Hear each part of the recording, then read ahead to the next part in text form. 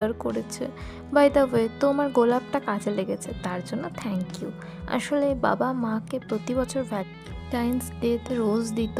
2019-এর 14ই ফেব্রুয়ারি পর থেকে ওই দিনটা আসলেই মা কীরকম বেসামাল হয়ে পড়ে। আমি গোলাপ আনি মায়ের জন্য, কিন্তু এবারে তাড়াহুড়োতে মনে ছিল না। তখনই মনে পড়লো তুমি দিয়েছিলে, থ্যাংক ইউ তোমাকে। সায়ন: কিন্তু আমি তো সেই 14 ফেব্রুয়ারিতেই দিতে চেয়েছিলাম।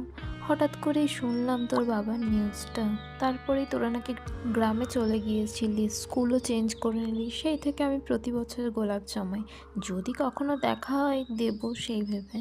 এবারে ঈশ্বর আমার প্রার্থনা শুনেছে। আমি নয়তো এত বছর পর তুই একই অফিসে জয়েন করবি কেন বল? বাই দ্য ওয়ে আমার অ্যান্সারটা পেলাম না কিন্তু।